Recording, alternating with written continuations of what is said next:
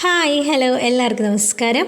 അപ്പോൾ നമ്മളുടെ 100 days ചലഞ്ചിലെ day 35 ഇന്ന് നമ്മൾ പുതിയൊരു ടോപ്പിക്ക് ആരംഭിക്കുകയാണ്, രാഷ്ട്രതന്ത്രശാസ്ത്രം. അതിലെ കുറച്ചധികം ടോപ്പിക്സ് നമ്മൾ ഈ ഒരു വീഡിയോയിൽ കവർ ചെയ്യാൻ പറ്റുമെന്ന് വിചാരിക്കുന്നു. അപ്പോൾ ഈ ഒരാഴ്ച കൊണ്ട് ഈ ഒരു സിലബസിൽ ഈ ടോപ്പിക്ക് പഠിക്കുന്നതിനോടൊപ്പം ഈ ഒരാഴ്ച കൊണ്ട് നിങ്ങൾ ഇംഗ്ലീഷ് ഫ്രേസൽ വേർബ്സ് പഠിക്കണം കേട്ടോ. ഫ്രേസൽ വേർബ്സ് പഠിക്കണം. ഫ്രേസൽ വേർബ്സ് അത്യാവശ്യം കുറച്ചുള്ളതാണ്. അത് സാധാരണ ക്വസ്റ്റ്യൻ പേപ്പേഴ്സിലൊക്കെ ഒഴിച്ചുകൂടാനാവാത്തൊരു ചോദ്യമാണ്, അതുകൊണ്ട് തന്നെ ഇമ്പോർട്ടൻ്റ് ആണ്. ഇപ്പോൾ ഈ ഒരാഴ്ച കൊണ്ട് നിങ്ങൾ സമയമെടുത്ത് അത് പഠിച്ചു തീർക്കണം. അതുപോലെ ഓരോ ദിവസവും SCERT നിങ്ങൾ പഠിക്കുന്നുണ്ടെന്നാണ് ഞാൻ വിചാരിക്കുന്നത്. SCERT ടോപ്പിക്സും കൂടി നമുക്ക് ഇതിനോടൊപ്പം ഇടാനുള്ള സമയം കിട്ടുന്നില്ല. അതുകൊണ്ടാണ് SCERT ടോപ്പിക്സ് ഞാൻ ഇടാത്തത്. പക്ഷെ നിങ്ങളുടെ കയ്യിലുള്ള ബുക്സ് വെച്ചിട്ടോ മറ്റേതെങ്കിലും സോഴ്സ് വഴിയോ എല്ലാ ദിവസവും SCERT ഒരു ചാപ്റ്റർ വെച്ചിട്ട് പഠിച്ചു പോകണം, 5 മുതൽ 10 വരെയുള്ള ക്ലാസ്സിൽ. അപ്പോൾ ഇന്ന് നമുക്ക് ഇവിടെ നോക്കാൻ പോകുന്നത് നമ്മുടെ രാഷ്ട്രതന്ത്രശാസ്ത്രമാണ്. നമുക്ക് നോക്കാം. അപ്പോൾ നമ്മൾ ഭരണഘടനയാണ് നോക്കുന്നത്. ലോകത്തിലെ തന്നെ ഏറ്റവും വലിയ എഴുതപ്പെട്ട ഭരണഘടനയുള്ള രാജ്യം ഇന്ത്യയാണ്. അപ്പോൾ നമ്മുടെ ഇത്രയും വലിയ ഒരു ഭരണഘടന എഴുതി ഉണ്ടാക്കാനായിട്ട് അതിൻ്റെ പിന്നിൽ പ്രവർത്തിച്ച കുറേ ആളുകളെക്കുറിച്ചും അതിൻ്റെ ചില കമ്മിറ്റികളെക്കുറിച്ചും ഒക്കെ നമ്മളിതിൽ ഡിസ്കസ് ചെയ്യും. അപ്പോൾ നമുക്ക് ഭരണഘടന ഉണ്ടാക്കാൻ വേണ്ടി, അത് നിർമ്മിക്കാൻ വേണ്ടി ഉണ്ടാക്കിയ സഭയാണ് ഭരണഘടനാ നിർമ്മാണ സഭ. അപ്പോൾ ഈ ഭരണഘടനാ നിർമ്മാണ സഭയെക്കുറിച്ചാണ് നമ്മൾ ആദ്യം പറയാനായിട്ട് പോകുന്നത്. 1946 നവംബറിലാണ് ഈ ഭരണഘടനാ നിർമ്മാണ സഭ രൂപീകൃതമാവുന്നത്. ഓക്കെ, 1946 നവംബറിലാണ് ഭരണഘടനാ നിർമ്മാണ സഭ രൂപീകൃതമാവുന്നത്. ഭരണഘടനാ നിർമ്മാണ സഭ രൂപീകരിക്കാൻ കാരണമായ ദൗത്യം ക്യാബിനറ്റ് മിഷനാണ്. Cabinet mission. ഈ ഭരണഘടനാ നിർമ്മാണ സഭയിൽ 389 അംഗങ്ങളാണ് അത് രൂപീകൃതമാകുന്ന സമയത്തുണ്ടായിരുന്നത്. 389 അംഗങ്ങൾ. അതിൽ തിരഞ്ഞെടുക്കപ്പെട്ട അംഗങ്ങളുടെ എണ്ണം 296 പേരാണ്. 296 പേര് തിരഞ്ഞെടുക്കപ്പെട്ടവരാണ്. ഭരണഘടനാ നിർമ്മാണ സഭയുടെ പ്രഥമ അധ്യക്ഷൻ ഡോക്ടർ സച്ചിദാനന്ദ സിൻഹയായിരുന്നു. പ്രഥമ അധ്യക്ഷൻ. ഭരണഘടനാ നിർമ്മാണ സഭയുടെ താൽക്കാലിക അധ്യക്ഷനായിരുന്നു അദ്ദേഹം. സ്ഥിരം അധ്യക്ഷൻ എന്ന പദവിയുള്ളത് ഡോക്ടർ രാജേന്ദ്ര പ്രസാദിനാണ്. ഭരണഘടനാ നിർമ്മാണ സഭയുടെ സ്ഥിരം അധ്യക്ഷൻ ഡോക്ടർ രാജേന്ദ്ര പ്രസാദാണ്. അങ്ങനെ ഭരണഘടനാ നിർമ്മാണ സഭ നമ്മുടെ ഇന്ത്യൻ ഭരണഘടന എഴുതി അങ്ങ് തയ്യാറാക്കി.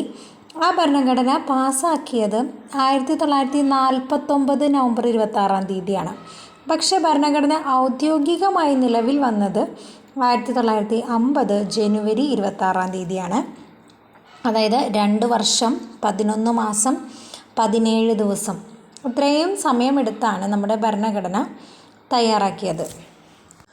ഇനി നമ്മുടെ ഭരണഘടന നിലവിൽ വന്ന സമയത്ത് ആമുഖം, അതുപോലെ 395 ആർട്ടിക്കിൾസ്, അനുച്ഛേദം എന്ന് വെച്ചാൽ ആർട്ടിക്കിളാണ് കേട്ടോ. ആർട്ടിക്കിൾസ്, 8 പട്ടികകൾ, അതായത് 8 ഷെഡ്യൂൾസ്, 22 ഭാഗങ്ങൾ, 22 പാർട്സ്, അത്രയുമാണ് ഉണ്ടായിരുന്നത്. അപ്പോൾ ഇപ്പോൾ നിലവിൽ 395 അനുച്ഛേദങ്ങളല്ല, പകരം 470ഓളം അനുച്ഛേദങ്ങൾ, അതായത് ആർട്ടിക്കിൾസ് ഉണ്ട്. 8 പകരം ഇപ്പോൾ 12 ഷെഡ്യൂൾസ് ഉണ്ട്, 12 പട്ടികകൾ. 22 ഭാഗങ്ങളായിരുന്നു മുന്നുണ്ടായിരുന്നത്, ഇപ്പോൾ 25 ഭാഗങ്ങളാണ് ഉള്ളത്. നമ്മുടെ ഭരണഘടനയുടെ നിർമ്മാണത്തെക്കുറിച്ച് നമ്മൾ പഠിക്കുമ്പോൾ നമുക്ക് ഒഴിച്ചുകൂടാനാവാത്ത കുറേയേറെ ആളുകളുണ്ട്. അതിലേറ്റവും ഇമ്പോർട്ടൻ്റ് ആയിട്ടുള്ള കുറച്ച് പേരുടെ പേരുകളും അവരുടെ കാര്യങ്ങളുമാണ് നമ്മൾ ഇനി നോക്കാൻ പോകുന്നത്. അതിലേറ്റവും ആദ്യത്തേത് ഡോക്ടർ BR അംബേദ്കർ. ഇന്ത്യൻ ഭരണഘടനയുടെ ശില്പി എന്നറിയപ്പെടുന്നത് ഡോക്ടർ BR അംബേദ്കർ ആണ്. അതുപോലെ നമ്മൾ ഭരണഘടനാ നിർമ്മാണ സഭയെക്കുറിച്ച് കേട്ടു അല്ലേ. അപ്പോൾ ഈ ഭരണഘടനാ നിർമ്മാണ സഭ ഭരണഘടന ഉണ്ടാക്കാൻ വേണ്ടി കുറേ കമ്മിറ്റികൾ ഉണ്ടാക്കിയിട്ടുണ്ടായിരുന്നു. അതിൽ ഡ്രാഫ്റ്റിംഗ് കമ്മിറ്റി എന്ന് പറഞ്ഞിട്ടൊരു കമ്മിറ്റി ഉണ്ട്. ആ ഡ്രാഫ്റ്റിംഗ് കമ്മിറ്റിയുടെ ചെയർമാനായിരുന്നു ഡോക്ടർ BR അംബേദ്കർ. അടുത്തത് ജവഹർലാൽ നെഹ്റു. ഭരണഘടനയുടെ ആമുഖം കാവ്യാത്മകമായ ശൈലിയിൽ എഴുതിയ ആളാണ് ജവഹർലാൽ നെഹ്റു. ഇന്ത്യൻ ഭരണഘടനയുടെ ആമുഖത്തിൻ്റെ ശില്പി എന്നറിയപ്പെടുന്നത് ജവഹർലാൽ നെഹ്റു ആണ്. നമ്മൾ നേരത്തെ ഇന്ത്യൻ ഭരണഘടനയുടെ ശില്പി ഡോക്ടർ BR അംബേദ്കർ എന്ന് പറഞ്ഞു. ഭരണഘടനയുടെ ആമുഖത്തിൻ്റെ ശില്പി ജവഹർലാൽ നെഹ്റു ആണ്. അതുപോലെ തന്നെ നമ്മൾ നേരത്തെ പറഞ്ഞല്ലോ ഡ്രാഫ്റ്റിംഗ് കമ്മിറ്റി, അതുപോലെ മറ്റു പല കമ്മിറ്റികളും ഉണ്ടായിരുന്നു. അതിൽ ചില കമ്മിറ്റികളാണ് union powers committee, union constitution committee, state committee എന്നിവ. ഈ 3 കമ്മിറ്റികളുടെയും ചെയർമാൻ ജവഹർലാൽ നെഹ്റു ആയിരുന്നു. ഇനി സർദാർ വല്ലഭായ് പട്ടേൽ, അദ്ദേഹം ഭരണഘടനാ നിർമ്മാണ സഭയുടെ പ്രൊവിൻഷ്യൽ കോൺസ്റ്റിറ്റ്യൂഷൻ കമ്മിറ്റി, അതുപോലെ advisory committee on fundamental rights, minorities, tribal and excluded areas, ഇതിൻ്റെയൊക്കെ ഈ വക കമ്മിറ്റികളുടെയൊക്കെ ചെയർമാനായിരുന്നു സർദാർ വല്ലഭായ് പട്ടേൽ. അടുത്തത് ഡോക്ടർ രാജേന്ദ്ര പ്രസാദ്. നമുക്കറിയാം, നമ്മൾ നേരത്തെ പറഞ്ഞിട്ടുണ്ടായിരുന്നു ഡോക്ടർ രാജേന്ദ്ര പ്രസാദിൻ്റെ പേര് ഓർക്കുന്നുണ്ടോ? അതായത് നമ്മളുടെ ഭരണഘടനാ നിർമ്മാണ സഭയുടെ സ്ഥിരം അധ്യക്ഷൻ എന്ന പദവി ഡോക്ടർ രാജേന്ദ്ര പ്രസാദിനായിരുന്നു. അദ്ദേഹം 2 കമ്മിറ്റികളുടെ ചെയർമാനായിരുന്നു. സ്റ്റിയറിംഗ് കമ്മിറ്റിയുടെയും അതുപോലെ റൂൾസ് ഓഫ് പ്രൊസീജിയർ കമ്മിറ്റി, ഇത് രണ്ടിൻ്റെയും ചെയർമാനായിരുന്നു ഡോക്ടർ രാജേന്ദ്ര പ്രസാദ്.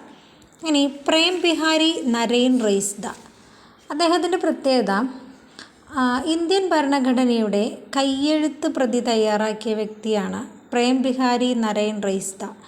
അതായത് ഇന്ത്യൻ ഭരണഘടന കൈകൊണ്ട് എഴുതി തയ്യാറാക്കിയ വ്യക്തിയാണ് പ്രേം ബിഹാരി നരൈൻ റെയ്സ്ദ. അതുപോലെ നന്ദലാൽ ബോസ് ഭരണഘടനയുടെ കവർ പേജ്, ലേഔട്ട് എന്നിവ തയ്യാറാക്കിയത് നന്ദലാൽ ബോസാണ്. ഇനി നമ്മൾ പഠിക്കാൻ പോകുന്നത് ഭരണഘടനയുടെ ആമുഖത്തെക്കുറിച്ചാണ്. ധാരാളം ചോദ്യങ്ങൾ ഇതിൽ വരാറുണ്ട്. ഇതിലേറ്റവും പ്രധാനപ്പെട്ട കുറേ ചോദ്യങ്ങൾ നമ്മളിതിൽ ഉൾപ്പെടുത്തിയിട്ടുണ്ട്. അപ്പോൾ ആമുഖം ഭരണഘടനയുടെ താക്കോൽ, ഭരണഘടനയുടെ ആത്മാവ്, ഭരണഘടനയുടെ തിരിച്ചറിയൽ കാർഡ്, ഭരണഘടനയുടെ അന്തസത്ത എന്നൊക്കെ അറിയപ്പെടുന്നത്, എന്നൊക്കെയുള്ള വിശേഷണങ്ങൾ ആമുഖത്തിനാണുള്ളത്. ഭരണഘടന എന്ന് പറയുന്ന വലിയ ഭരണഘടനയുടെ താക്കോല്, ആത്മാവ്, തിരിച്ചറിയൽ കാർഡ്, അന്തസത്ത ഇതൊക്കെ ആമുഖമാണ്. ഇനി ഈ പറയുന്ന ഒരുപാട് വിശേഷണങ്ങൾ ആമുഖത്തെക്കുറിച്ച് കുറേ പേര് പറഞ്ഞിട്ടുണ്ട്. അപ്പോൾ ആരൊക്കെയാണ്, എന്തൊക്കെയാണ് ആമുഖത്തെ വിശേഷിപ്പിച്ച് പറഞ്ഞതെന്ന് നോക്കാം. ആമുഖത്തെ ഇന്ത്യയുടെ രാഷ്ട്രീയ ജാതകം എന്ന് വിശേഷിപ്പിച്ചത് KM മുൻഷിയാണ്. അപ്പോൾ KM മുൻഷി ആമുഖത്തെ വിശേഷിപ്പിച്ചത് ഇന്ത്യയുടെ രാഷ്ട്രീയ ജാതകം എന്നാണ്. അടുത്തത് NA പൽക്കിവാല, അദ്ദേഹം ഭരണഘടനയുടെ തിരിച്ചറിയൽ കാർഡ് എന്നാണ് നമ്മുടെ ആമുഖത്തെ വിശേഷിപ്പിച്ചത്. ഭരണഘടനയുടെ തിരിച്ചറിയൽ കാർഡ് എന്നാണ് ആമുഖത്തെ NA പൽക്കിവാല വിശേഷിപ്പിച്ചത്. ഇനി ജവഹർലാൽ നെഹ്റു, ഭരണഘടനയുടെ ആത്മാവ്, താക്കോൽ എന്നിങ്ങനെയുള്ള വിശേഷണങ്ങൾ നമ്മൾ മുന്നേ കണ്ടു അല്ലേ? അപ്പോൾ ഈ 2 വിശേഷണങ്ങളും കൊടുത്തത് ജവഹർലാൽ നെഹ്റു ആണ്. ഭരണഘടനയുടെ ആത്മാവ്, താക്കോൽ എന്ന് ആമുഖത്തെ വിശേഷിപ്പിച്ചത് ജവഹർലാൽ നെഹ്റു ആണ്. അടുത്തത് താക്കൂർ ദാസ് ഭാർഗവ്, ഭരണഘടനയുടെ ഹൃദയവും ആത്മാവും എന്നാണ് അദ്ദേഹം ആമുഖത്തെ വിശേഷിപ്പിച്ചത്. ഭരണഘടനയുടെ ഹൃദയവും ആത്മാവും എന്ന് ആമുഖത്തെ വിശേഷിപ്പിച്ചത് താക്കൂർ ദാസ് ഭാർഗവ്. അടുത്തത് ഏണസ്റ്റ് ബാർക്കറാണ് കേട്ടോ. ഏണസ്റ്റ് ബാർക്കർ ഭരണഘടനയുടെ കീനോട്ട് എന്നാണ് ആമുഖത്തെ വിശേഷിപ്പിച്ചത്. ഭരണഘടനയുടെ കീനോട്ട് എന്ന് ആമുഖത്തെ വിശേഷിപ്പിച്ചത് ഏണസ്റ്റ് ബാർക്കർ.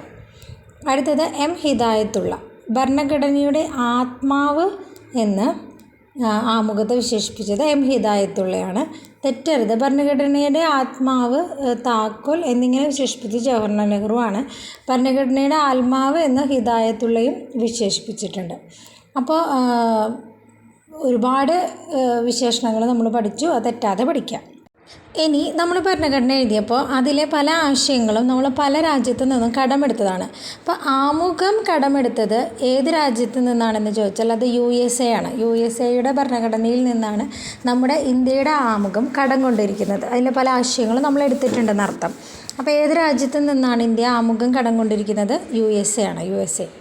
അതുപോലെ ഭരണഘടനയ്ക്ക് ഒരു ആമുഖം വേണം എന്നൊരാവശ്യം ആദ്യമായി മുന്നോട്ട് വെച്ച വ്യക്തിയാണ് BN റാവു.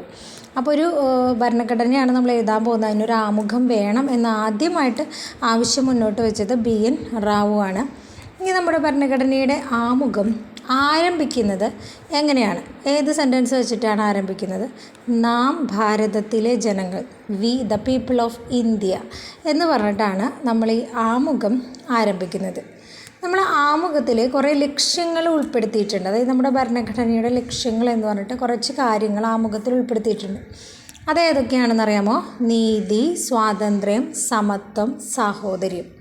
ഇത്രയും കാര്യങ്ങളാണ് നമ്മൾ ഭരണഘടനയുടെ ആമുഖത്തിൽ ഭരണഘടനയുടെ ലക്ഷ്യങ്ങൾ എന്ന പേരിൽ കൊടുത്തിട്ടുള്ളത്. ഇനി കുറച്ച് പ്രധാനപ്പെട്ട വർഷങ്ങളും ഡേറ്റുകളാണ്, ഓർത്തിരിക്കണം. 1946 ഡിസംബർ 13 ജവഹർലാൽ നെഹ്റു ഭരണഘടനാ നിർമ്മാണ സഭയിൽ ലക്ഷ്യപ്രമേയം അവതരിപ്പിച്ചു.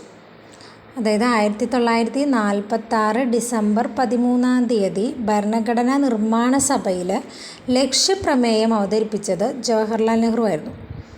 ആ ലക്ഷ്യപ്രമേയം കേട്ടിട്ട് അത് ഭരണഘടനാ നിർമ്മാണ സഭ പാസ്സാക്കിയത് 1947 ജനുവരി 22 ഓക്കെ, 22 അപ്പോൾ ആ ഒരു ലക്ഷ്യപ്രമേയമാണ് ആമുഖമായിട്ട് നമ്മളുടെ ഭരണഘടനയിൽ വെച്ചിട്ടുള്ളത്. അപ്പോൾ ഭരണഘടനയുടെ ആമുഖം എഴുതിയത് ആരാണെന്ന് ചോദിച്ചാൽ അത് ജവഹർലാൽ നെഹ്റു ആണ്. കാവ്യാത്മകമായ ശൈലിയിലാണ് അദ്ദേഹം അത് എഴുതിയത്.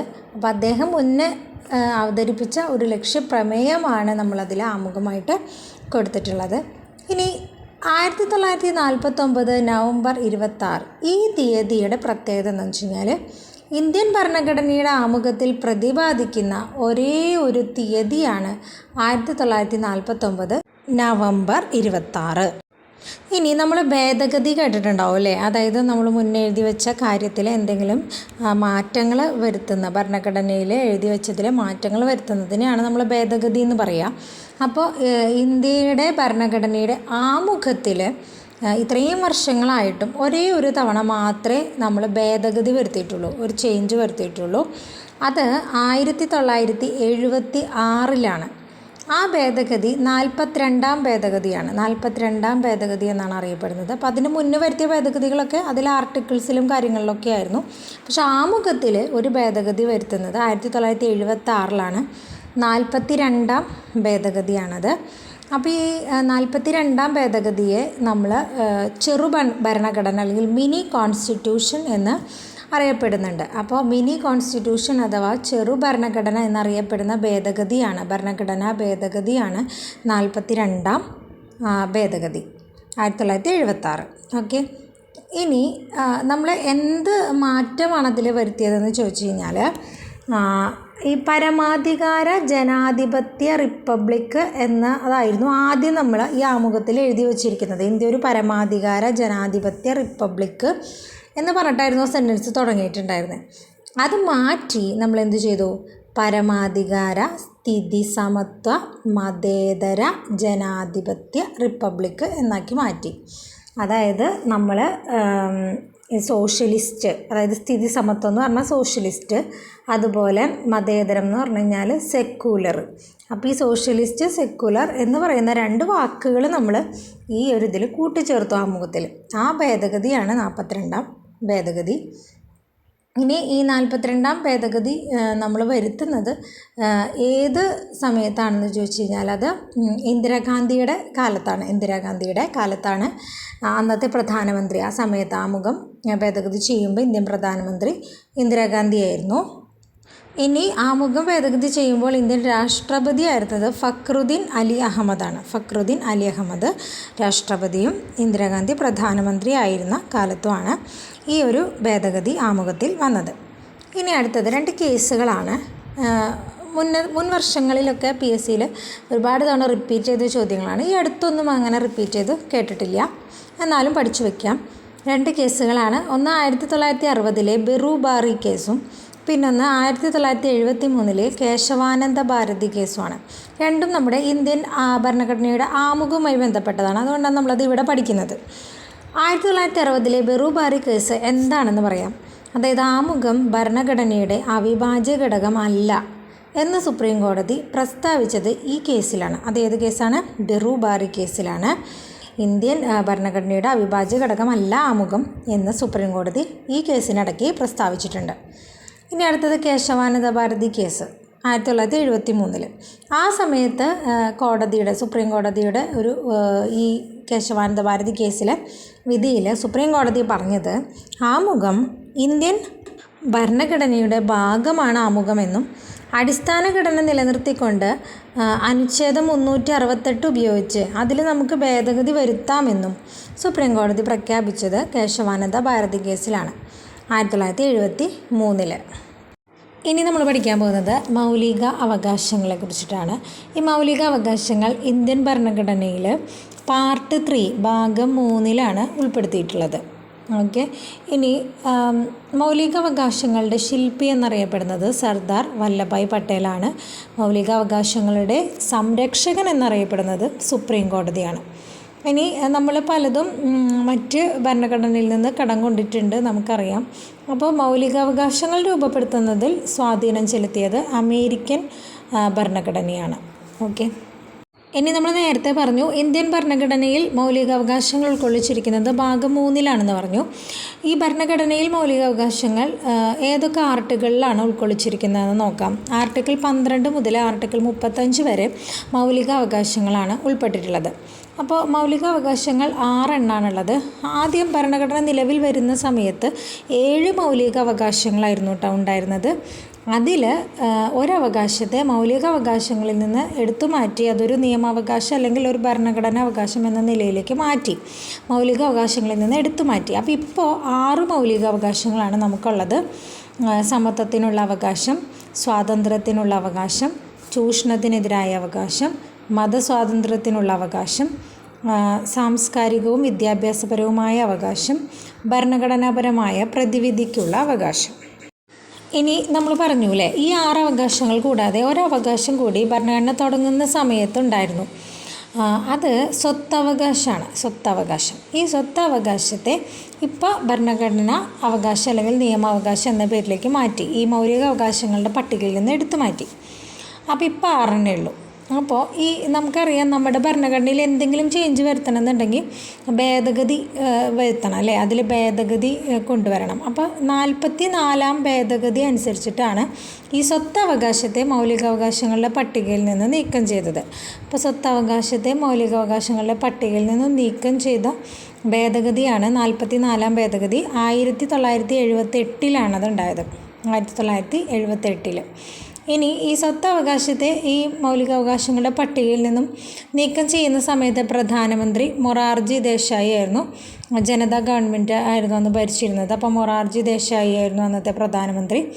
അന്നത്തെ പ്രസിഡൻ്റ് ആയിരുന്നത് നീലം സഞ്ജീവ് റെഡ്ഡിയാണ്. അതായത് സ്വത്തവകാശം മൗലികാവകാശങ്ങളിൽ നിന്ന് മാറി നിയമാവകാശം അല്ലെങ്കിൽ ഭരണഘടനാവകാശം എന്ന നിലയിലേക്ക് ആയ സമയത്ത് പ്രസിഡൻറ്റ് നീലം സഞ്ജീവ് റെഡ്ഡി ആയിരുന്നു. അപ്പോൾ നിലവിൽ ഈ സ്വത്തവകാശം ഭരണഘടനയുടെ ഏത് അനുച്ഛേദത്തിലാണെന്ന് ചോദിച്ചാൽ അത് 300A എന്ന് പറയുന്ന അനുച്ഛേദത്തിലാണ് ഇപ്പോൾ സ്വത്തവകാശം ഉള്ളത്. ഓക്കെ, ഇനി നമുക്ക് നമ്മളുടെ മൗലിക അവകാശങ്ങളെ കുറിച്ച് വിശദമായിട്ടൊന്ന് നോക്കാം. സമത്വത്തിനുള്ള അവകാശമാണ് ആദ്യത്തേത്. അത് ആർട്ടിക്കിൾ 14 മുതൽ 18 വരെ, അതായത് അനുച്ഛേദം 14 മുതൽ 18 വരെയും പറയുന്നത് സമത്വത്തിനുള്ള അവകാശത്തെക്കുറിച്ചാണ്. ഇനി സ്വാതന്ത്ര്യത്തിനുള്ള അവകാശമാണ് രണ്ടാമത്തത്. അത് ആർട്ടിക്കിൾ, അതായത് അനുച്ഛേദം 19 മുതൽ 22 വരെ. അനുച്ഛേദം അതിൻ്റെ ഇംഗ്ലീഷാണ് കേട്ടോ, ആർട്ടിക്കിൾ. അപ്പോൾ ആർട്ടിക്കിൾ 19 മുതൽ 22 വരെയാണ് സ്വാതന്ത്ര്യത്തിനുള്ള അവകാശം. ഇനി ചൂഷണത്തിനെതിരെയുള്ള അവകാശം ആർട്ടിക്കിൾ 23 മുതൽ 24 വരെയാണ്. നാലാമത്തത് മതസ്വാതന്ത്ര്യത്തിനുള്ള അവകാശമാണ്. അത് ആർട്ടിക്കിൾ 25 മുതൽ 28 വരെയാണ്. ഇനി അഞ്ചാമത്തത് സാംസ്കാരികവും വിദ്യാഭ്യാസപരവുമായ അവകാശം. അത് ആർട്ടിക്കിൾ 29 മുതൽ 30 വരെയുള്ളതാണ്. ഇനി പ്രതിവിധി, ഭരണഘടനാപരമായ പ്രതിവിധിക്കുള്ള അവകാശം. ഭരണഘടനമായ പ്രതിവിധിക്കുള്ള അവകാശം ആർട്ടിക്കിൾ 32. അപ്പോൾ ഇതിൻ്റെ ഇടയിൽ ഒരു 31 അല്ലേ. അപ്പം മുന്നേ ഈ 31-ാം അനുച്ഛേദത്തിലായിരുന്നു, ഈ 31-ാം ആർട്ടിക്കിളിലായിരുന്നു നമ്മുടെ സ്വത്തവകാശം ഉണ്ടായിരുന്നത്. അപ്പോൾ അതിനെ എടുത്ത് നമ്മൾ 300A എന്ന് പറയുന്ന ആർട്ടിക്കിളിലേക്ക് മാറ്റി, മൗലികാവകാശങ്ങളുടെ പട്ടികയിൽ നിന്ന് എടുത്ത് മാറ്റി. അപ്പോൾ ഇത്രയാണുള്ളത്. അപ്പോൾ നമ്മൾ ഈ ആർട്ടിക്കിൾസ് പഠിച്ചു വെക്കണമെന്ന് ചോദിച്ചാൽ പഠിച്ചു വെക്കണം. കാരണം നമുക്ക് ഇപ്പോൾ 1 മുതൽ ഇത്രയും ഒരുപാട് നമ്മൾ പറഞ്ഞൂലേ, ഒരുപാട് ആർട്ടിക്കിളുണ്ട്. അത്രയും ആർട്ടിക്കിൾ 1 by 1 ആയിട്ട് പഠിച്ചു വയ്ക്കാൻ പറ്റില്ല. പക്ഷെ പ്രധാനപ്പെട്ടത് പഠിച്ചു വയ്ക്കണം. പിന്നെ ഈ മൗലികാവകാശങ്ങൾ നമ്മുടെ സിലബസിൽ എടുത്തു പറഞ്ഞിട്ടുള്ളതാണ്. അപ്പോൾ അതിൽ ഇപ്പോൾ സമത്വത്തിനുള്ള ഒരു അവകാശം, എക്സാമ്പിൾ പറയുകയാണെങ്കിൽ സമത്വത്തിനുള്ള അവകാശം 14 മുതൽ 18 വരെയാണ്. അപ്പോൾ നമ്മൾ ഈ 14 എന്താ, 15 എന്താ, 16 എന്താ, 17 എന്താ, 18 എന്താ, അങ്ങനെ മൊത്തം പഠിച്ച് വെച്ചു. നമുക്ക് ജസ്റ്റ് ഓർമ്മയില്ല എന്ന് തന്നെ വിചാരിക്കുക. അപ്പോൾ നമുക്ക് ആ ഒരു ഓപ്ഷനിൽ നിന്ന് ഈ സമത്വത്തിനുമായി ബന്ധപ്പെട്ടതുണ്ടെങ്കിൽ അത് ഏതാണ് ആർട്ടിക്കിൾ നോക്കി 14 മുതൽ 18 വരെ അത് വരുള്ളൂ. അപ്പോൾ അതിലും കൂടുതലോ കുറവുള്ള ആർട്ടിക്കിളാണെങ്കിൽ നമുക്ക് ഒഴിവാക്കാം. അങ്ങനെ നമുക്ക് പഠിക്കാൻ പറ്റും. അപ്പോൾ ഇതൊന്ന് പഠിച്ചു വെക്കണം കേട്ടോ എന്തായാലും. ഓക്കെ, ഇനി നമ്മൾ പറയുന്നത് പ്രധാനപ്പെട്ട 2 പോയിൻ്റാണ്. KS പുട്ടസ്വാമി കേസ് 2017 ഉണ്ടായൊരു കേസാണ് ഈ KS പുട്ടസ്വാമി കേസ്. ഇതിലെ പ്രത്യേകത എന്ന് വെച്ച് കഴിഞ്ഞാൽ സ്വകാര്യതയ്ക്കുള്ള അവകാശം മൗലിക അവകാശമാണ് എന്ന് സുപ്രീം കോടതി പ്രഖ്യാപിച്ചത് ഈ കേസിലാണ്. സ്വകാര്യതയ്ക്കുള്ള അവകാശം മൗലിക അവകാശമാണ്. അപ്പോൾ നമ്മളുടെ അടുത്തൊരു ക്വസ്റ്റ്യൻ ചോദിക്കുകയാണ്, സ്വകാര്യതയ്ക്കുള്ള അവകാശം ഏത് അവകാശമാണെന്ന് വെച്ചാൽ അത് മൗലിക അവകാശമാണ്. അങ്ങനെ സുപ്രീം കോടതി പ്രഖ്യാപിച്ചത് ഈ KS പുട്ടസ്വാമി കേസിലാണ് 2017. അത് ഏത് ആർട്ടിക്കിളാണെന്ന് വെച്ചാൽ ആർട്ടിക്കിൾ 21 അത് ഉൾക്കൊള്ളുന്നത്. അപ്പോൾ ഈ സുവർണ ത്രികോണം എന്ന് അറിയപ്പെടുന്നത്, ഇത് ഭരണഘടനയിലെ ഗോൾഡൻ ട്രയാങ്കിൾ, ഭരണഘടനയിലെ സുവർണ ത്രികോണം എന്നറിയപ്പെടുന്ന 3 ആർട്ടിക്കിളുണ്ട്. 14, 19, 21. ഈ 3 ഒരുമിച്ച് നമ്മൾ വിളിക്കുന്നത് ഭരണഘടനയുടെ സുവർണ ത്രികോണം അഥവാ ഗോൾഡൻ ട്രയാങ്കിൾ എന്നാണ്. ആർട്ടിക്കിൾ 14, 19, 21. അടുത്തത് നമ്മൾ ഇതിൻ്റെ ഇടയിലൂടെ ഒരു ഇമ്പോർട്ടൻ്റ് ആയിട്ടുള്ളൊരു നിയമമാണ് പഠിക്കുന്നത്, വിദ്യാഭ്യാസ അവകാശ നിയമം. 2009 ഓഗസ്റ്റ് 26 ഈ നിയമം പാർലമെൻറ്റ് പാസ്സാക്കിയത്. 2010 ഏപ്രിൽ 1 വിദ്യാഭ്യാസ അവകാശ നിയമം നിലവിൽ വരുന്നത്. ഓക്കെ, നിലവിൽ വരുന്നത്. ഇനി അതിൽ ഏറ്റവും ഇമ്പോർട്ടൻ്റ് ആയിട്ടുള്ള ഒരു കാര്യം എന്ന് പറയുന്നത് ഈ വിദ്യാഭ്യാസ അവകാശ നിയമം ഭേദഗതി ബില്ല് പാർലമെൻറ്റ് പാസ്സാക്കിയത് 2019 ജനുവരി 3 അതിൽ കുറച്ച് വ്യത്യാസങ്ങളൊക്കെ വരുത്തി വിദ്യാഭ്യാസ അവകാശ നിയമ ഭേദഗതി ബില്ല് പാസ്സാക്കി. അത് 2019 ജനുവരി 3 അതിൽ പ്രസിഡൻ്റ് ഒപ്പുവെച്ച തീയതി 2019 ജനുവരി 10 അതാണ് ഈ വർഷങ്ങളിലേക്ക് പ്രത്യേകത. അപ്പോൾ ഇതിൽ എൻ്റെ പ്രത്യേകത എന്ന് വെച്ച് കഴിഞ്ഞാൽ വിദ്യാഭ്യാസ അവകാശ നിയമം കൊണ്ട് ഉറപ്പുവരുത്തുന്നത് എല്ലാ കുട്ടികൾക്കും ഗുണമേന്മയുള്ള വിദ്യാഭ്യാസം ഉറപ്പുവരുത്തുക എന്നത് രാഷ്ട്രത്തിൻ്റെ ഉത്തരവാദിത്തമാണ് എന്നാണ് പറയുന്നത്. അപ്പോൾ അതിന് വേണ്ടിയിട്ടാണ് നമ്മൾ സർവ്വശിക്ഷാ അഭിയാനൊക്കെ കൊണ്ടുവന്നത്. SSA എന്ന് പറയും, സർവ്വശിക്ഷാ അഭിയാനൊക്കെ കൊണ്ടുവന്നത്. സർവ്വശിക്ഷാ അഭിയാൻ്റെ ആപ്തവാക്യം സർവരും പഠിക്കുക, സർവരും വളരുക എന്നാണ്.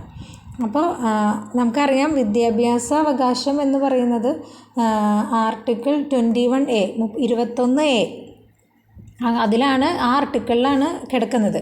ആ ആർട്ടിക്കിളിനെ ബേസ് ചെയ്തുകൊണ്ട് ഉണ്ടാക്കിയ ഒരു നിയമമാണ് വിദ്യാഭ്യാസ അവകാശ നിയമം. ഇനി ഈ വിദ്യാഭ്യാസത്തെ നമ്മൾ മൗലിക അവകാശമാക്കി മാറ്റി. ഓക്കെ, അപ്പോൾ വിദ്യാഭ്യാസത്തെ നമ്മൾ ആദ്യം മൗലികാവകാശത്തിൽ ഉണ്ടായിരുന്നില്ല, പിന്നീട് അതിനെ മൗലിക അവകാശമാക്കി മാറ്റി. 86 ഭേദഗതിയാണ് കേട്ടോ, 86 ഭേദഗതിയാണ്, അത് ഓർക്കണം. 86 ഭേദഗതി പ്രകാരമാണ് ഈ ഭരണഘടന ഭേദഗതി വരുത്തിയത്. അതായത് 6 മുതൽ 14 വയസ്സ് വരെയുള്ള കുട്ടികൾക്ക് സൗജന്യ നിർബന്ധിതമായ വിദ്യാഭ്യാസം മൗലിക അവകാശമാക്കി മാറ്റി. 2002 അത് സംഭവിച്ചത്. 86 ഭേദഗതി അനുസരിച്ചിട്ടാണ്. അപ്പോൾ വിദ്യാഭ്യാസത്തെ മൗലികാവകാശം ആക്കിയപ്പോൾ ഭരണഘടനയിൽ ചേർക്കപ്പെട്ട ഒരു ആർട്ടിക്കിളാണ് ആർട്ടിക്കിൾ 21A. ഇപ്പോൾ നമ്മൾ മൗലിക അവകാശങ്ങളെ കുറിച്ചിട്ടാണ് പഠിച്ചുകൊണ്ടിരിക്കുന്നത്. അതിൽ 6 അവകാശങ്ങളെ കുറിച്ച് പറഞ്ഞു. അത് ഓരോ ആർട്ടിക്കിൾസും അതിൽ ഉൾപ്പെട്ടത് ഏതൊക്കെയാണെന്നൊക്കെ നമ്മൾ പറഞ്ഞു. ഇനി അതിനെക്കുറിച്ച് കുറച്ചും കൂടെ ഒന്ന് വിശദമായിട്ട് നമുക്ക് പഠിക്കാം. ഇമ്പോർട്ടൻ്റ് ആയിട്ടുള്ള ആർട്ടിക്കിൾസ് മാത്രമേ ഞാൻ ഉൾപ്പെടുത്തിയിട്ടുള്ളൂ. കൂടുതലായിട്ട് നിങ്ങൾക്ക് പഠിക്കണമെന്ന് ആഗ്രഹം ഉണ്ടെന്നുണ്ടെങ്കിൽ വേറെ സോഴ്സുകൾ ഉപയോഗിച്ച് പഠിക്കാവുന്നതാണ്. അപ്പോൾ ഇതെങ്കിലും മിനിമം പഠിച്ചിരിക്കണം. ഓക്കെ, അപ്പോൾ ആർട്ടിക്കിൾ 14 അനുച്ഛേദം 14 എന്താണെന്ന് ചോദിക്കാറുണ്ട്. അത് നിയമത്തിന് മുന്നിൽ എല്ലാവരും തുല്യരാണെന്ന് അനുശാസിക്കുന്ന ഒരു അനുച്ഛേദമാണ് അനുച്ഛേദം 14. ആർട്ടിക്കിൾ 14 നിയമത്തിന് മുന്നിൽ എല്ലാവരും തുല്യരാണ്. ഇനി ആർട്ടിക്കിൾ 15 ജാതി മത ലിംഗ ഭേദമന്യേ എല്ലാവരോടും ഒരേപോലെ ആയിരിക്കണം. അതായത് ഒരു പൗരനോട് വിവേചനം പാടില്ല. അതിലാണ് ഈ സ്ത്രീക്കും പുരുഷനും തുല്യത ഒക്കെ ഉറപ്പ് വരുത്തുന്ന ഭരണഘടനാ അനുച്ഛേദം ചോദിച്ചാൽ അത് ആർട്ടിക്കിൾ 15.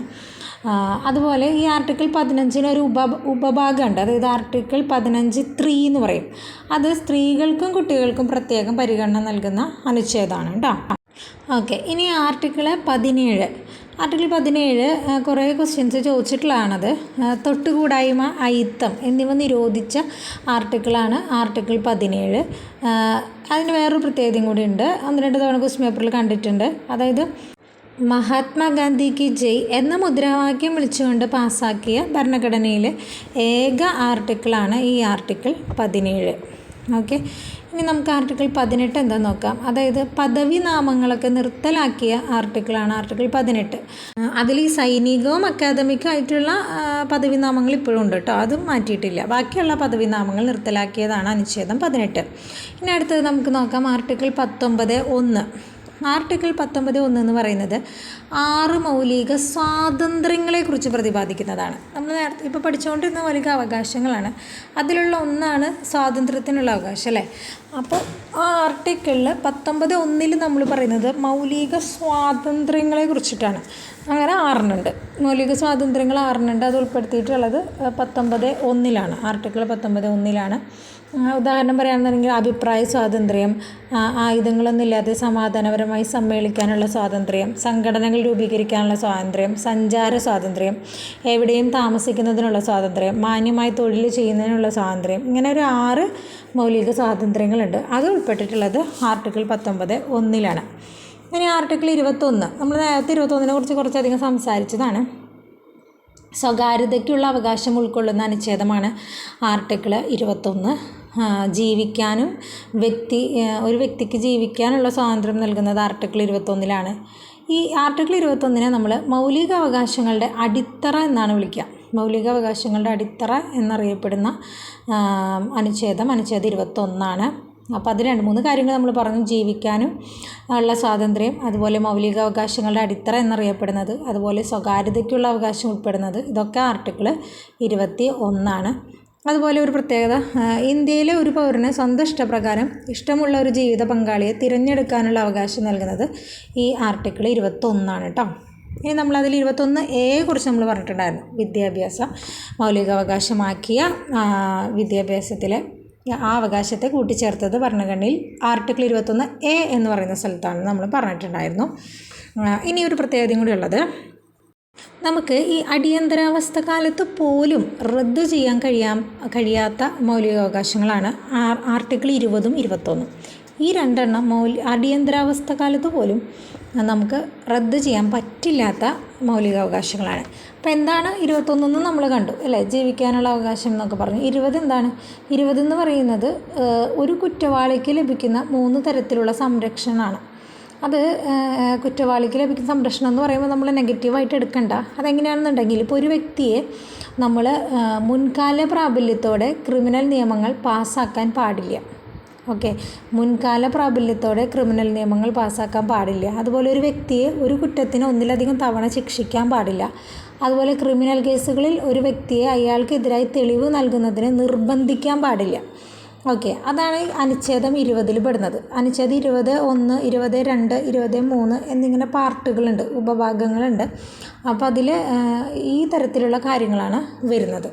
അപ്പോൾ ഈ 2 ആർട്ടിക്കിൾ 20ഉം ആർട്ടിക്കിൾ 21 അത് നമുക്ക് അടിയന്തരാവസ്ഥ കാലങ്ങളിൽ പോലും റദ്ദ് ചെയ്യാൻ കഴിയാത്ത മൗലികാവകാശങ്ങളാണ്. അടുത്തത് ആർട്ടിക്കിൾ 22.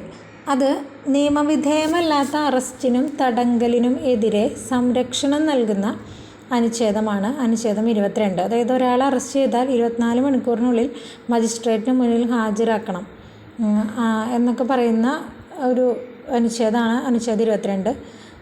കരുതൽ തടങ്കലിനെ കുറിച്ച് പ്രതിപാദിക്കുന്ന അനുച്ഛേദം ഏതാണെന്ന് ചോദിച്ചാൽ അതും അനുച്ഛേദം 22. അതായത് ഒരു കരുതൽ തടങ്കലിലാക്കിയ വ്യക്തിയെ വിചാരണ കൂടാതെ നമുക്ക് 3 മാസം മാത്രം വരെ തടവിൽ വയ്ക്കാൻ പറ്റുള്ളൂ. ഓക്കെ, ഇനി അനുച്ഛേദം 24 ഒരു ഇമ്പോർട്ടൻ്റ് ആയിട്ടുള്ള അനുച്ഛേദമാണ്. ബാലവേല നിരോധിച്ച അനുച്ഛേദമാണ് അനുച്ഛേദം 24. നമുക്കറിയാം ഈ ബാലവേല നമ്മൾ തെറ്റാണ് അല്ലേ, അപ്പോൾ അത് നിരോധിച്ചിരുന്നു. ആ അനുച്ഛേദമാണ് 24. അപ്പോൾ ബാലവേല ഉപയോഗിക്കാത്ത ഉൽപ്പന്നങ്ങൾക്ക് നമ്മൾ നൽകുന്ന ഒരു ഗുണമേന്മ മുദ്രയുണ്ട്, എല്ലാവർക്കും അറിയുണ്ടാവും. റഗ് മാർക്ക് എന്നാണ് നമ്മൾ അതിനെ പറയുക, റഗ് മാർക്ക്. ഓക്കെ, അപ്പോൾ ഈ റഗ് മാർക്ക് എന്ന് പറയുന്ന ആശയത്തിൻ്റെ ഉപജ്ഞാതാവ് കൈലാഷ് സത്യാർത്ഥി എന്ന് പറയുന്ന ആളാണ്, കൈലാഷ് സത്യാർത്ഥി. ഈ റഗ് മാർക്ക് ഇപ്പോൾ അറിയപ്പെടുന്നത് ഗുഡ് വീവ് എന്നാണ്, ഗുഡ് വീവ്. ഇനി നമ്മൾ പറയാൻ പോകുന്നത് കുറച്ച് അനുച്ഛേദങ്ങളാണ്. അനുച്ഛേദം 15, 16, 19, 29, 30. ഈ അനുച്ഛേദങ്ങളുടെ പ്രത്യേകത ഇന്ത്യൻ പൗരന്മാർക്ക് മാത്രം ലഭ്യമാകുന്ന മൗലികാവകാശങ്ങളാണ് ഇതൊക്കെ. അതായത് അനുച്ഛേദം 15, 16, 19, 29, 30 ഇതൊക്കെ ഇന്ത്യൻ പൗരന്മാർക്ക് മാത്രം ലഭ്യമാകുന്ന അവകാശങ്ങളാണ്, മൗലികാവകാശങ്ങളാണ്. അപ്പം എന്തായിരുന്നു 15? അതായത് ജാതി മതവർഗ ലിംഗ വ്യത്യാസമില്ലാതെ എല്ലാവർക്കും തുല്യത ഉറപ്പുവരുത്തുന്ന അനുച്ഛേദമാണ് ആർട്ടിക്കിൾ 15. 16 എന്തായിരുന്നു? നിയമനങ്ങളിൽ അവസര സമത്വം നൽകുന്നതാണ് കേട്ടോ 16. പിന്നെ 19 എന്തായിരുന്നു? 19 മൗലിക സ്വാതന്ത്ര്യങ്ങളായിരുന്നു, സ്വാതന്ത്ര്യത്തിനുള്ള അവകാശമൊക്കെ ഉൾപ്പെടുന്നതായിരുന്നു. ഇനി ആർട്ടിക്കിൾ 29 ആർട്ടിക്കിൾ 30 അതെന്തായിരുന്നു എന്ന് വെച്ച് കഴിഞ്ഞാൽ ആർട്ടിക്കിൾ 29, 30 സാംസ്കാരികവും വിദ്യാഭ്യാസപരവുമായ അവകാശമാണ്. അതായത് ന്യൂനപക്ഷ വിഭാഗങ്ങളുടെ താല്പര്യങ്ങൾ സംരക്ഷിക്കുന്നതാണ് ആർട്ടിക്കിൾ 29. അതുപോലെ ന്യൂനപക്ഷ വിഭാഗങ്ങൾക്ക് വിദ്യാഭ്യാസ സ്ഥാപനങ്ങൾ ആരംഭിക്കാനും നടത്താനുമുള്ള അവകാശമാണ് ആർട്ടിക്കിൾ 30. അപ്പോൾ ഈ 5 ആർട്ടിക്കിൾ 15, 16, 19, 29, 30 ഇത് 5 ഇന്ത്യൻ പൗരന്മാർക്ക് മാത്രം ലഭ്യമാകുന്ന മൗലിക അവകാശങ്ങളാണ്. ഇനി അടുത്തത് ഒരു പ്രധാനപ്പെട്ട അനുച്ഛേദമാണ് അനുച്ഛേദം 32, ആർട്ടിക്കിൾ 32. ഭരണഘടനാപരമായ പ്രതിവിധിക്കുള്ള അവകാശമാണ് അനുച്ഛേദം 32. അതായത് ഒരു വ്യക്തിയുടെ മൗലികാവകാശങ്ങളൊക്കെ ലംഘിക്കപ്പെട്ടാൽ അത് പുനഃസ്ഥാപിക്കാൻ നമുക്ക് സുപ്രീം കോടതിനെയോ ഹൈക്കോടതിനെയോ നേരിട്ട് സമീപിക്കാം. അതായത് ഭരണഘടനാപരമായ പരിഹാരം കിട്ടും. അപ്പോൾ അതാണ് ഭരണഘടനാപരമായ പ്രതിവിധിക്കുള്ള അവകാശം എന്ന് പറയുന്നത്. അത് ആർട്ടിക്കിൾ 32. ഇതിൻ്റെ പ്രത്യേകത മൗലിക അവകാശങ്ങളിൽ മൗലികമായത് എന്നറിയപ്പെടുന്നത് ആർട്ടിക്കിൾ 32. മൗലിക അവകാശങ്ങളിൽ മൗലികമായതെന്നാണ് അറിയപ്പെടുന്നത്. അതായത് ഈ ആർട്ടിക്കിൾ 32 എന്ന് പറയുന്നത് ഭരണഘടനയുടെ അടിസ്ഥാന തത്വങ്ങളിൽ ഒന്നാണെന്ന് സുപ്രീം കോടതി തന്നെ പ്രസ്താവിച്ചിട്ടുണ്ട്. ഭരണഘടനയുടെ ഹൃദയം, ആത്മാവ് എന്നിങ്ങനെ അംബേദ്കർ ഈ 32 ആർട്ടിക്കിളിനെ വിശേഷിപ്പിച്ചിട്ടുണ്ട്. അപ്പോൾ ഭരണഘടനയുടെ ഹൃദയം, ആത്മാവ് എന്ന് അംബേദ്കർ വിശേഷിപ്പിച്ചത് 32 ആർട്ടിക്കിളിനെയാണ്. നിങ്ങൾ ഓർക്കുന്നുണ്ടോ? മുന്നേ നമ്മൾ ഭരണഘടനയുടെ ഹൃദയവും ആത്മാവും എന്ന് ആമുഖത്തെ ഒരാൾ വിശേഷിപ്പിച്ചിട്ടുണ്ടായി. അതാരായിരുന്നു? താക്കൂർദാസ് ഭാർഗവായിരുന്നു. അത് ആമുഖത്തെയാണ് അദ്ദേഹം അങ്ങനെ വിശേഷിപ്പിച്ചത്. ഇത് ഈ 32 ആർട്ടിക്കിളിനെ അംബേദ്കർ വിശേഷിപ്പിച്ചത് ഭരണഘടനയുടെ ഹൃദയവും ആത്മാവും എന്നാണ്. അംബേദ്കർ പറയുന്നത് ഭരണഘടനയിലെ ഏറ്റവും പ്രധാനപ്പെട്ട വകുപ്പ് ഏതാണെന്ന് ചോദിച്ചാൽ അത് 32 ആർട്ടിക്കിളാണെന്നാണ് അംബേദ്കർ അഭിപ്രായപ്പെട്ടത്. അപ്പോൾ അത്യാവശ്യം ലോങ് ആയിട്ടുണ്ട് വീഡിയോ. അപ്പോൾ ഇന്നത്തെ നമുക്കിവിടെ നിർത്താമെന്ന് വിചാരിക്കണം. അപ്പോൾ ഇതിലിനി നമുക്ക് ബാക്കിയുള്ളത് റിട്ടുകൾ, അതുപോലെ നിർദ്ദേശക തത്വങ്ങൾ, മൗലിക കർത്തവ്യങ്ങൾ, മൗലിക കടമകൾ, ഇത്രയും ഭാഗങ്ങൾ നമ്മൾ ഇതിൽ ഉൾപ്പെടുത്താമെന്നാണ് വിചാരിച്ചിരുന്നത്. പക്ഷേ വീഡിയോ ലോങ് ആയതുകൊണ്ട് പറ്റുന്നില്ല. അപ്പോൾ നമ്മളത് അടുത്ത വീഡിയോയിൽ ഉൾപ്പെടുത്തുന്നതായിരിക്കും. അപ്പോൾ ഇത്രയും നന്നായിട്ട് പഠിക്കാം. അപ്പോൾ നമുക്കറിയാം നമ്മൾ ഇതിനോടൊപ്പം തന്നെ നമ്മുടെ ഇംഗ്ലീഷ് നിങ്ങൾ പഠിച്ചു പോകണം. അപ്പോൾ ഈ ആഴ്ചയിൽ ഇംഗ്ലീഷ് പഠിക്കേണ്ടത് ഫ്രേസൽ വെർബ്സ് ആണ്. ഞാൻ ഈ വീഡിയോയുടെ തുടക്കത്തിൽ പറഞ്ഞിരുന്നു, അതുപോലെ പഠിക്കാം. അതുപോലെ നിങ്ങൾ SCERT ഓരോ ദിവസവും ഓരോ ചാപ്റ്റർ വെച്ച് പഠിക്കണം. 5 മുതൽ 10 വരെയുള്ള സയൻസ്, സോഷ്യൽ, മാത്സ് ഇത്രയാണ് SCERT പഠിക്കേണ്ടത്. അത് നിങ്ങളുടെ യുക്തിപ്രകാരം ഓരോ ദിവസവും നിങ്ങൾക്ക് സൗകര്യപ്രദമായ സമയത്ത് എല്ലാ ദിവസവും ഓരോ ചാപ്റ്റർ വെച്ചിട്ട് പഠിക്കുക. അപ്പോൾ മാറി മാറി പഠിക്കുക. അങ്ങനെ എന്താണെന്ന് വെച്ച് കഴിഞ്ഞാൽ ചെയ്യുക. പക്ഷേ ഈ സിലബസ് വൈസ് ടോപ്പിക്സ് ഇതുപോലെ തന്നെ നിങ്ങൾ കണ്ടിന്യൂ ചെയ്ത് പോവുകയും ചെയ്യണം. അപ്പോൾ എല്ലാവരും നന്നായിട്ട് പഠിക്കാം. അപ്പോൾ മറ്റൊരു വീഡിയോയുമായിട്ട് നമ്മൾ വരാം. താങ്ക്